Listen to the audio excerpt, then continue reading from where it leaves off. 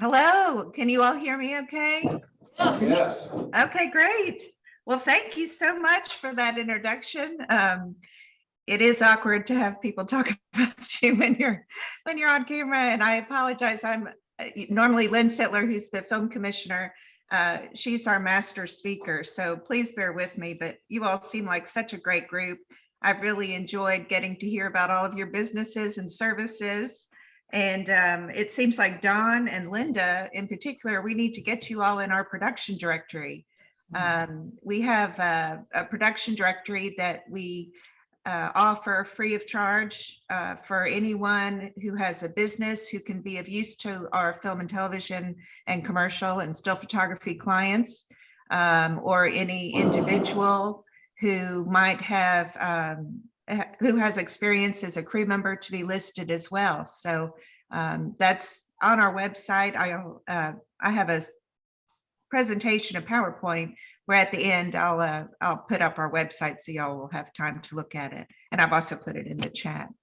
But I thought we would spend some time today just talking about the history of the Film Commission, what we do, and what we've been doing during COVID, which I know a lot of people are wondering, was there filming and what was going on and what were you all doing at the office or at home, or and then what's coming down the pike, and recent projects we've been working on that you can watch right now on Hulu.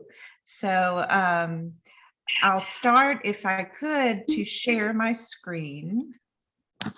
Let's see. All right. Okay. So can you all see this? Well, I'll try and Yes. okay. Okay, great. All right. Well, I thought we'd start by looking at just a little bit about the history of the Film Commission. I wasn't here at the very beginning, although I have been here 26 years, but it began in 1985. And then soon after, Lynn Sittler, who's still the film commissioner, became the film commissioner, and then I joined in 95. But in the early years, you all may be familiar with our clients. You might not have been familiar with the Film Commission. And I should just briefly tell you a little bit about what we're doing so you know what you're looking at going forward, what we do. We're a concierge, a liaison, resource for any production company that wants to film in this area. If it's a local project, they may need us less for location ideas, but they would look at us for contacts, for resources as far as local crew. We facilitate any filming permissions for city and county-owned properties, which includes Beale Street. So we have many projects. Most of our clients want to film on Beale at least to have an establishing shot. So we facilitate permitting for that. If you're an out-of-town company, we're even more involved. And obviously with the really large projects, we're involved with police, with many other city services that we coordinate on behalf of the city and county. We help with research questions. I know, we've gotten together grief counselors for projects. One time there was a Food Network show that I was working with that I had to research, what restaurants served brains and eggs, which was really gross. So that's what I remember well. But we're just sort of a catch-all for resources. So one of the first movies that we had that was in the South Main area, which is where our office is now. You can see behind me, it's kind of a funky concrete wall here. And actually, there's a picture right here of Mystery Train.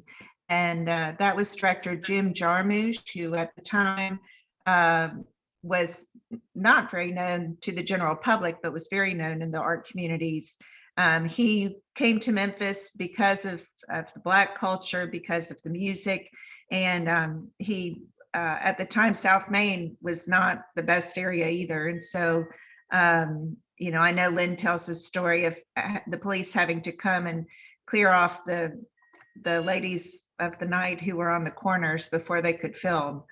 So that was back in '89, and Lynn was here during that time. I was not yet. Great Balls of Fire was the first big major motion picture that we had here with Dennis Quaid. The Firm, also another huge motion picture. The Client, those were both based on books.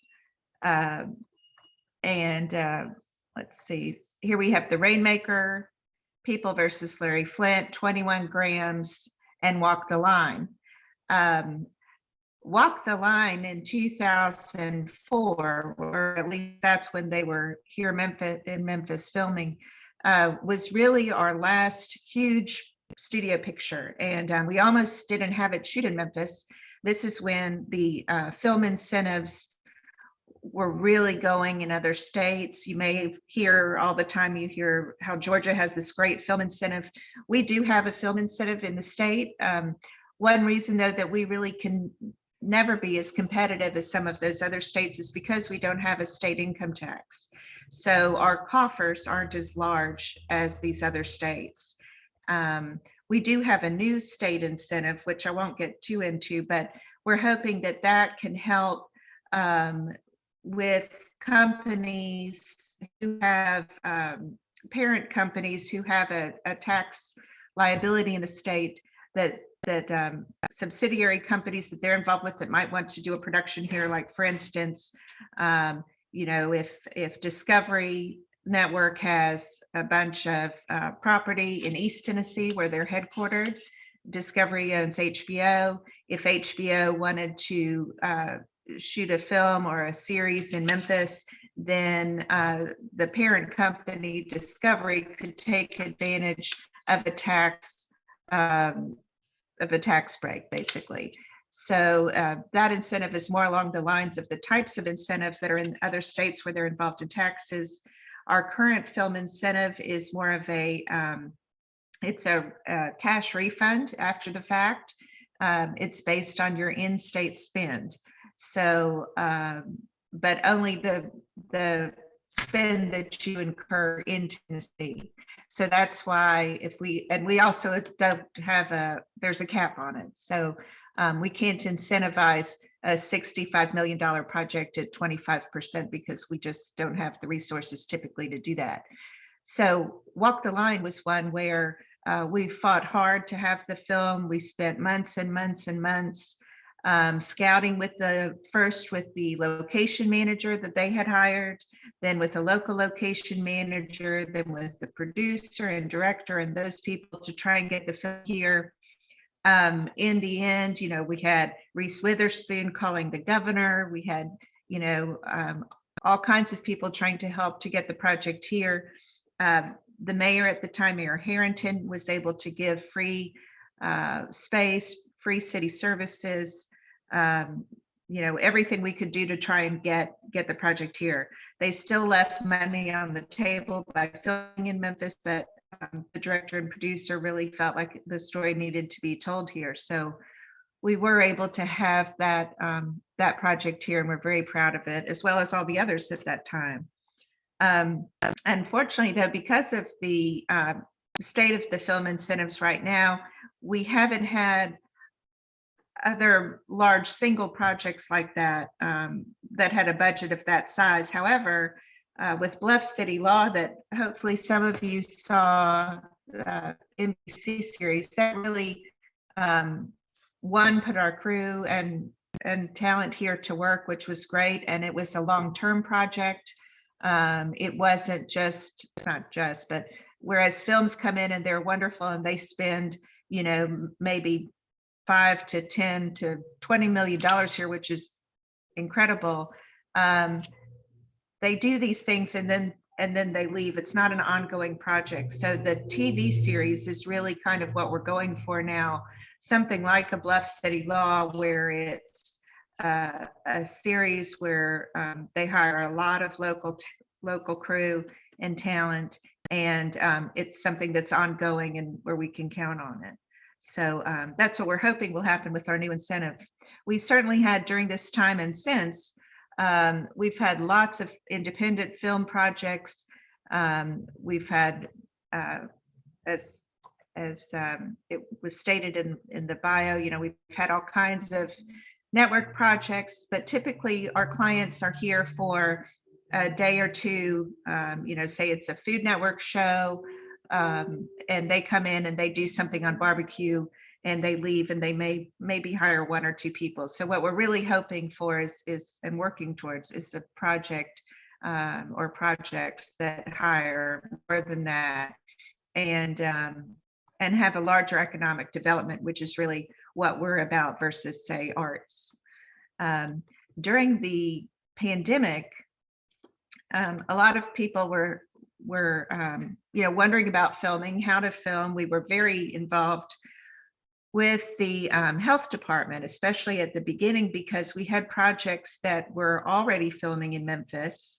One was Buried by the Bernards. I don't know if you all saw that reality series, but they had been filming before the pandemic. And then once the pandemic happened and things closed down in March, they still had filming to do. And so we actually, Lynn went with the Director Rudolph at the health department to the funeral home to make sure everything was COVID safe and figure out how people were going to be able to film safely. And since then, Randolph, I'm sorry, not Rudolph, we work very closely with them to try and make filming safe and come up with a process, and later SAG and some of the other unions put together a white paper that was sort of like the Bible for filming during COVID. So we help productions come up with this plan and find resources, find COVID officers and all of these things. Another thing that we did was we put together a spot spearheaded by Lynn and with the help of Via Productions and Tara Noir, who is the choreographer for the Grizz Girls, and some juke dancers that she knew, and our board member, Emma Crystal, to come up with this spot, this Mask Up campaign. So this spot I'm about to show you actually right now was nominated for regional Emmys. We're very excited about that. And we're hoping that we'll win, of course, but even being nominated is great because it's this whole area, and there's groups from North Carolina and other places as well that are included. And I think there were only 4 spots nominated in the PSA category. So let's watch this real quick.